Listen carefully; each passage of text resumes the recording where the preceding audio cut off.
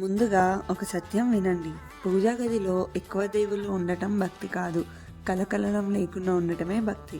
పూజా గదిలో శాంతి ఉండాలి. శాంతి అంటే చూడగానే మనసు నెమ్మదిగా మారిపోవాలి. ముఖ్యంగా ఉండవలసిన దేవుడు ఇష్టదైవం.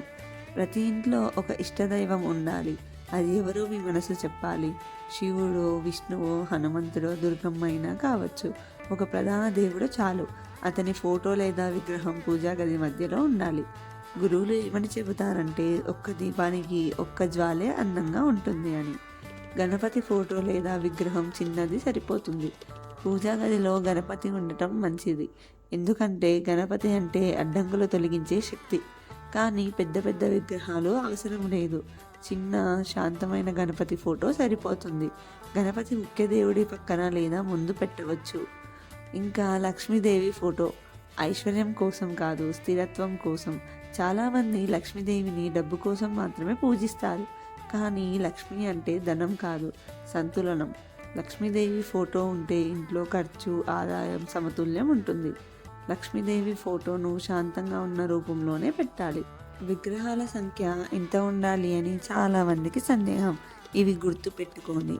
ఒక్క దేవుడికి ఒకే విగ్రహం లేదా ఫోటో ఉండాలి. 2-3 విగ్రహాలు పెట్టడం అది భక్తి కాదు, అది గందరగోళం. గురువులు స్పష్టంగా చెబుతారు, ఒకే శక్తిని పిలిస్తే ఫలితం వస్తుంది అని. పూజా గదిలో పెట్టకూడని ఫోటోలు, విగ్రహాలు ఏమిటంటే విరిగిన విగ్రహాలు, పగిలిన ఫోటోలు, మసకబారిన చింపిన చిత్రాలు. చాలా చిన్న గదిలో చాలా దేవుళ్ళు. ఇవి పూజా గదిలో ఉంటే మనసుకు తెలియకుండానే అశాంతి వస్తుంది.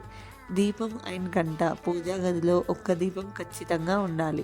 ఎలక్ట్రిక్ దీపం అని కాదు, నూనె లేదా నెయ్యి దీపం అయితే మంచిది. దీపం అంటే వెలుగు, వెలుగు అంటే స్పష్టత. ఒక చిన్న గంట కూడా ఉండాలి, కానీ ఎక్కువ శబ్దం చేయాల్సిన అవసరం లేదు. పూజా గది ఎలా అనిపించాలి అంటే చూడగానే ఇలా అనిపించాలి, ఇక్కడ కూర్చోవాలి అని. మనసు నెమ్మదిగా కావాలి, మాటలు తగ్గాలి. అది రాకపోతే దేవుళ్ళ సంఖ్య పెంచినా ఉపయోగం లేదు.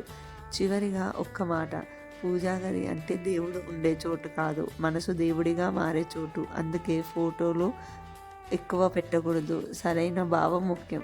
శుభం భవతు.